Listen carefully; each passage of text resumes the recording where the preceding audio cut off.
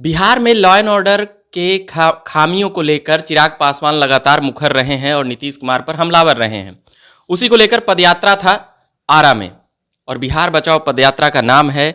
और अभी हमारे साथ हैं बिहार प्रदेश के उपाध्यक्ष लोजपा रामविलास के रमेश जी। कल क्या कुछ हुआ और क्या कुछ कैसा रहा पदयात्रा आपका? देखिए, कल हम लोग जनशक्ति पार्टी रामविलास के राष्ट्रीय अध्यक्ष आदरणीय चिराग पासवान जी के नेतृत्व में आरा में बिहार बचाओ यात्रा निकाले थे। पिछले लगातार 9 दिनों में लगातार 9 हत्याएं हुई। अपराध बिल्कुल चरम सीमा पर है। लॉ एंड ऑर्डर बिल्कुल ध्वस्त है। इसके विरोध में हम लोगों ने कल आदरणीय राष्ट्रीय अध्यक्ष चिराग पासवान जी के नेतृत्व में बिहार बचाओ यात्रा निकाला। हजारों की संख्या में वहाँ लोग जुड़ते गए। कम से कम 50,000 की संख्या होगी जो हमारे काफिले में। और उसमें सबसे बड़ी बात यह है कि सिर्फ लोक जनशक्ति पार्टी के कार्यकर्ता नहीं थे, लोक जनशक्ति पार्टी के नेता नहीं थे, आम आदमी, आम जिलावासी आरा जिला के तमाम क्षेत्रों से जुट करके आया। इससे ये साफ जाहिर होता है कि बिहार सरकार से पूरी जनता त्रस्त है। बिहार सरकार मौजूदा सरकार से बिल्कुल परेशान हो गई है। आदरणीय नीतीश कुमार जी को अब बिहार की जनता बर्दाश्त नहीं कर पा रही है। विकल्प के तलाश में बिहार की जनता घूम रही है। आप कल का यदि आप दृश्य देखे होंगे, आपके कैमरे गवाह हैं इसके, हर दुकानदार अपने दुकान से बाहर निकल करके, गाड़ी चालक, टेम्पो चालक, रिक्शा चालक स्वयं आकर के आदरणीय चिराग पासवान जी के नेतृत्व में पैदल मार्च में शामिल हो गया। क्या चिराग पासवान में एक आशा की किरण देख रहे हैं बिहारवासी? देखिए, निश्चित रूप से बिहार आज के डेट में एक 21वीं सदी का पढ़ा लिखा युवा नेतृत्व की तलाश में है, जो हमारे राष्ट्रीय अध्यक्ष आदरणीय चिराग पासवान जी में दिखता है। अब कहीं भी जाइए, पूरे हम लोग बिहार के हर एक जिले में जाने का काम करते हैं राष्ट्रीय अध्यक्ष जी। ये पदयात्रा और आगे बढ़ेगी या अभी? जहाँ जहाँ भी अपराध होगा, अपराध होता ही है, जहाँ जहाँ कहना उचित नहीं है, हर जगह अपराध हो रहा है। जहाँ जहाँ इस तरह की वारदात होगी, हमारे राष्ट्रीय अध्यक्ष आदरणीय चिराग पासवान जी जाएंगे और हम लोग वहाँ इसी तरह से पैदल मार्च कर करके वहाँ के जिलाधिकारी को ज्ञापन देने का काम करेंगे। और देखिए, अंत में तो लोकतंत्र का मालिक जनता है। हम लोग तो प्रयास करेंगे कि भाई अपराध कम हो ना हो। जीरो टॉलरेंस सिर्फ मुख्यमंत्री जी बोलते हैं, जीरो टॉलरेंस तो कुछ है नहीं इनके पास।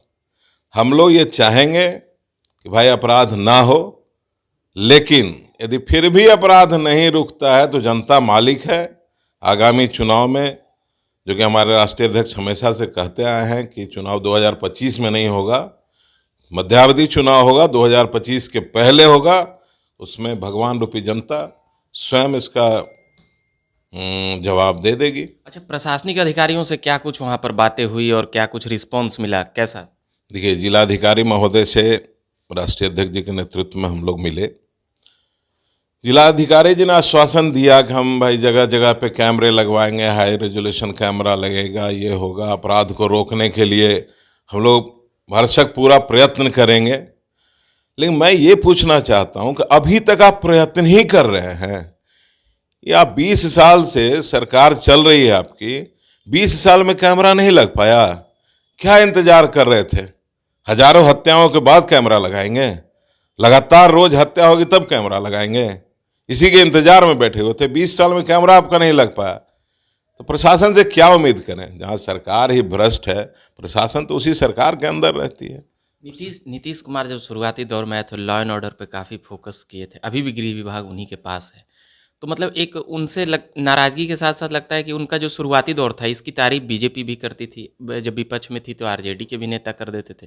तो वो दौर अब नीतीश कुमार से आ नहीं रहा है या संभल नहीं रहा है, या फिर नीतीश कुमार में क्षमता? देखिए, सरकार किसी की भी हो, नीतीश कुमार जी की हो या किसी की हो, यदि कोई अच्छा काम करते हैं तो सभी लोग उसका तारीफ करते हैं। निश्चित रूप से 2005 में जब आरजेडी के सरकार के बाद आदरणीय नीतीश कुमार जी का सरकार आया था तो उम्मीद की किरण जगी थी। कुछ हद तक पहला टेन्योर में इन्होंने उस उम्मीद को थोड़ा सा कायम रखा। लेकिन 2010 के बाद पुनः उसी रास्ते पे, जिसको जंगल राज का नाम खुद आदरणीय मुख्यमंत्री नीतीश कुमार जी ने दिया है, उसी जंगल राज के तर्ज पे फिर से धीरे धीरे तब्दील हो। और आप देखिए आज के डेट में तो जंगल राज के गोद में ही जाकर के बैठ गए हैं। इसका नाम उन्होंने ही दिया था जंगल राज, हमने नहीं कहा था और किसी पार्टी ने नहीं कहा था। सबसे पहले आदरणीय मुख्यमंत्री नीतीश कुमार जी ने कहा था तो जंगल राज का नाम सुन के नीतीश जी बोलते हैं कि नहीं, गुस्सा जाते हैं। नहीं तो क्या नीतीश जी भूल गए क्या उन दिनों को? नीतीश जी से आप लोग पूछिए ना, आप पूछिए कि भाई आप ही तो नाम दिए थे जंगल राज का। जनता राज है भाई, किस बात का जनता राज? हाँ, रोज हत्याएं हो रही है, रोज जनता परेशान है। यदि इसी को जनता राज कहते हैं, जनता राज का परिभाषा यदि नीतीश कुमार जी ने चेंज कर दिया है, तो इस पर हम कुछ नहीं कर सकते हैं। आप खुद देखिए, आपके कैमरे गवाह हैं, रोज न्यूज चैनल पे सुनिए, सुबह उठते ही आपको क्या खबर आएगा, फलाने जगह पे इतनी हत्याएं हो गई, फलाने जगह। अभी हम लोग नवादा गए थे, आदरणीय हमारे राष्ट्रीय अध्यक्ष जी के साथ नवादा गए थे। एक ही परिवार के 6 लोगों ने खुदकुशी कर ली। भैया आपके पास क्या है? रोजगार है नहीं, बेबस है आदमी, रोजी रोटी के लिए, खाने के लिए परेशान है। और ऐसी स्थिति में आप कई बार योजनाएं निकालते हैं कि भाई हमारी ये व्यवस्था है, छोटे रोजगारों के लिए हम ऋण देंगे, ब्याज मुक्त ऋण देंगे, ये दें। क्या व्यवस्था है कि आदमी को लोकल मार्केट में ऋण लेना पड़ता है और उसका ब्याज दर आप सुनेंगे तो आश्चर्यचकित रह जाएंगे। 8%, 10% प्रति माह का ब्याज होता है। भैया मूलधन का 3 गुना वापस करने के बाद भी जो केदार गुप्ता जी पूरे परिवार के साथ खुदकुशी किए, उन्होंने लिखा है कि मूलधन का 3 गुना वापस करने के बाद भी अभी तक हम उसका मूलधन वापस नहीं कर पाए। इस तरह की व्यवस्था आप कैसे उम्मीद करते हैं कि रोजगार बढ़ेगा? कैसे उम्मीद करते हैं कि आदमी यहाँ किसी भी आपके सिस्टम से खुश रहेगा? आपके पास कोई सिस्टम ही नहीं है। अच्छा, ये आरोप लगा देना तो आसान है रमेश जी, मगर आपके पास क्या मतलब सिस्टम और बेहतर करने के लिए क्या योजनाएं? जैसे चिराग जी का नाम आ रहा है, तेजस्वी से टक्कर होगा भविष्य में, तो आप लोगों के पास भी कुछ रहना चाहिए ना, क्या कुछ करिएगा? देखिए, हमारे पास कंप्लीट इसका रोड मैप है। जिस रोड मैप को हमने बिहारी फर्स्ट विजन डॉक्यूमेंट के नाम से ऑलरेडी पब्लिश कर रखा है, घर घर तक पहुंचा रहे हैं, उसमें सारी बातों का जिक्र किया हुआ है। नीतीश जी तक पहुंचाए कि नहीं पहुंचाए? हम नीतीश जी का आँख कान खुला होगा तो निश्चित रूप से पहुंच गया होगा। एक आध को भेजवा दीजिए, पेज उज एक आध को। नीतीश जी के जिला में तो राजगीर में हम लोगों ने प्रशिक्षण शिविर किया, घरे घर वहाँ हम लोग बंटवाए बिहारी फर्स्ट विजन डॉक्यूमेंट। फिर नीतीश जी बोलेंगे हमको तो पते नहीं है। अब आपको अब पुरानी बात मुझे एक याद आ रही है, जब हमारे आदरणीय नेता, हमारे गार्जियन हॉस्पिटल में थे, रामविलास पासवान जी, उस समय नीतीश जी इसी तरह आप लोगों ने सवाल पूछा था कि भाई रामविलास जी हॉस्पिटल में, बोला हमको तो पता ही नहीं है। तो आपको कुछ पता ही नहीं रहता है तो अब गद्दी छोड़िए, जाइए आराम कीजिए, उम्र हो गया, अब जाइए आराम कीजिए। तेजस्वी को दे देंगे तो फिर तो आप लोग का। भैया तेजस्वी को आप दे देंगे? आप देने वाले होते कौन है? आपको क्या अधिकार है तेजस्वी को दे देने का? कह रहे हैं आप भैया जनता मालिक है, जनता देगी ना, जनता चुनेगी ना सरकार के, आप चुनेंगे? यदि नीतीश जी को चुनने का अधिकार है तो चुन ले किसी को, जनता चुनेगी ना रवि जी। और अभी देखिए हाल के दिनों में मुझे ऐसा लग रहा है कि नीतीश जी का थोड़ा सा उम्र उन पे हावी हो रहा है, कुछ से कुछ बोल देते हैं। अभी हमारे नेता आदरणीय चिराग जी के बारे में उन्होंने कहा था बच्चा है।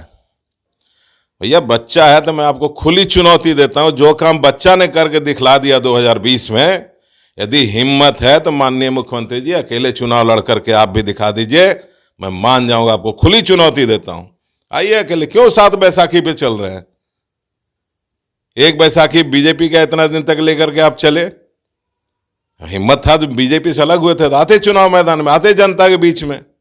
जो चिराग पासवान जी ने करके दिखाया, अकेले लड़ने की हिम्मत, रवि जी आप खुद बताइए, अकेले लड़ने का हिम्मत किसी पार्टी को है? माननीय मुख्यमंत्री जी को मैं खुली चुनौती देता हूं कि आप आए मैदान में, अकेले चुनाव लड़े। लोक जनशक्ति पार्टी रामविलास उनके सामने अकेले चुनाव लड़ेगी। चलिए, ये बात कर रहे थे हम प्रदेश उपाध्यक्ष लोजपा रामविलास के रमेश जी से, लॉ एंड ऑर्डर से लेकर नीतीश जी पर। नीतीश जी पे काहे आप लोग इतना भड़के बमके हुए रहते? नीतीश जी पर नहीं भड़कते हैं, नीतीश जी के नीतियों पे भड़कते हैं। नीतीश जी का नीति जो है ना, हमें ऐसा लगता है, लोक जनशक्ति पार्टी रामविलास को ऐसा लगता है कि नीतीश जी का जो 7 निश्चय योजना है, इससे बिहार का विकास नहीं हो सकता। गली नली, आज़ादी के 75 साल बाद भी आप अभी तक गली नली ही बना रहे हैं। गली नली बनाने से बिहार का विकास नहीं हो सकता है। बिहार में औद्योगिक विकास की जरूरत है, बिहार में शिक्षा नीति में बदलाव की जरूरत है, बिहार में रोजगार की जरूरत है, बिहार में पलायन रोकने की आवश्यकता है। भाई आप जब तक ये सब कुछ करेंगे नहीं तो आपसे हम थोड़े नाराज हैं, आपकी नीतियों से नाराज हैं।